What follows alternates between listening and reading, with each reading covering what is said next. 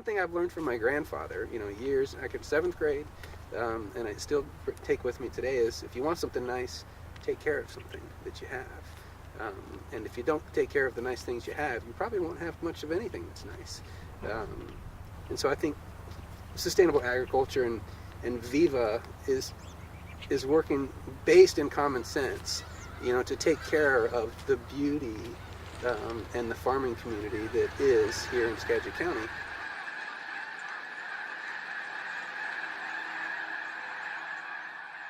Since 1940, Skagit County has lost almost 40% of its farmland. That's a big chunk in 70 years. So another 70 years from now, what does that look like? Do we lose another 40%?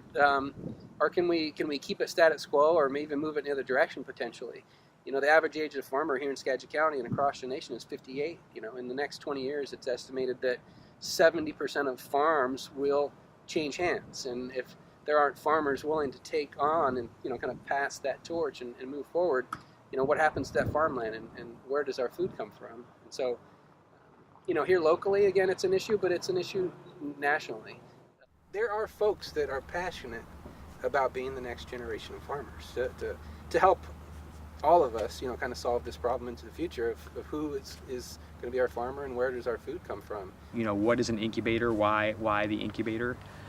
Part of the reason is that to be a successful farmer and a successful farm business owner, the skill set that you need to have is just extremely wide.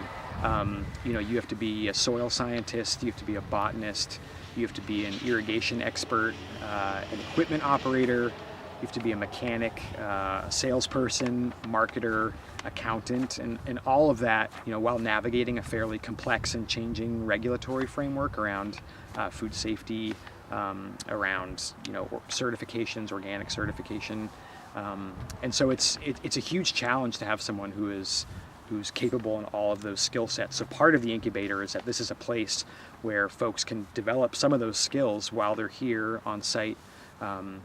Folks are going to come with different strengths, but inevitably there's some area that people need to work on.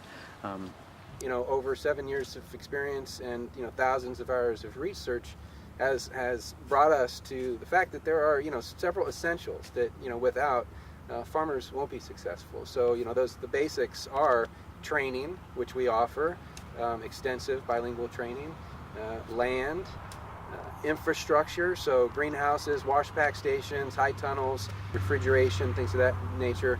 Also equipment, so the tractors and the implements, capital, so funding to actually start businesses. Most businesses need some capital to get started, and also markets. So our training programs are a key part of how we can help growers find success. Our training program consists of 3 different parts: regional workshops that cover a variety of topics from production and business management, direct technical assistance with staff in the fields, and then finally our practicum in sustainable agriculture.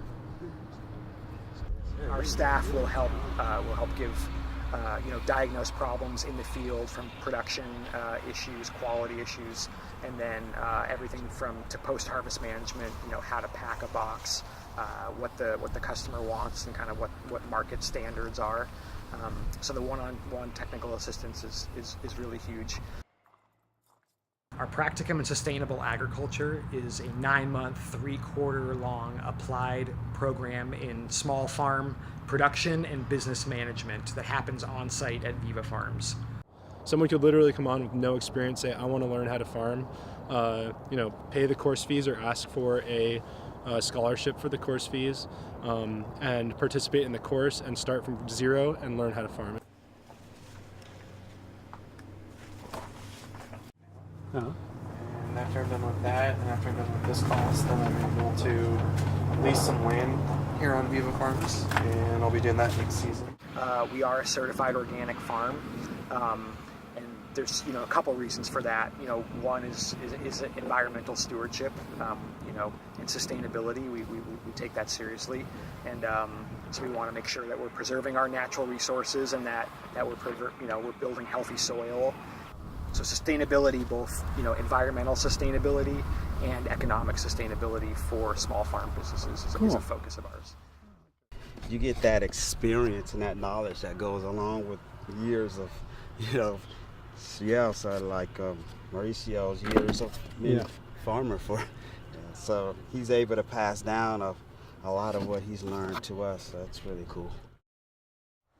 The way we were doing things, my grandfathers and you know, it's nothing wrong with that, but now it's different, you know. Weather has been changing, and there's new equipment, there's new pests, so that means you need new techniques. Wow, that's 20 pounds. Yeah, it's, They must be really. yeah. Providing farmers with access to markets is one of the most important aspects of our program. We have both a wholesale program and a CSA, which is a direct-to-consumer, community-supported agriculture model that we have.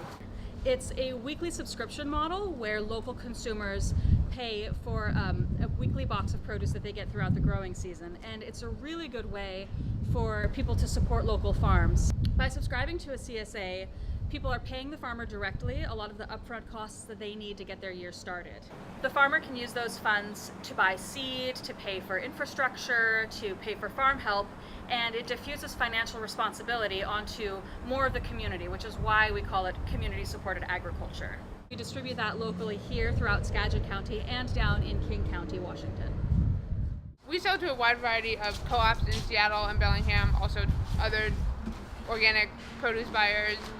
We also sell to different processors that use our farmers' products for ingredients in their products, and also some large distributors in the area. If we were to buy, say, an old dairy or something like that, there'd be a big old barn and empty fields. And here, there's a wash and pack station already built. There's greenhouses. There's 2 or 3 tractors with equipment that is set up for vegetable production. Vegetable production is fairly specific. When you want to be on a larger scale than 1 or 2 acres, you need quite a bit of specialized equipment. We really tried to put a focus on making sure we're paying good attention to the business side of things as well. I mean, I think it can be potentially easy to grow a lot of food, but if you don't have the business side figured out to be a solvent business, you're not going to succeed in the long run. And so I think some of the business planning classes and cash flow workshops and things like that have also been equally important, and we probably both benefited from some of those. With the generous support of federal agencies, and we will offer workshops throughout the season that are open to everyone, not just Viva farmers. I believe in community, and I believe that all of us have something to give, and that we're all valuable. And one of the pieces that Viva touches is the socially disadvantaged group of folks. So we do everything we do bilingually, and we give an opportunity to folks that are Spanish speakers that otherwise might not have the opportunity to move from farm workers to farm ownership and more control of their own destiny. And they're very, very capable of being successful farm owners with the right tools.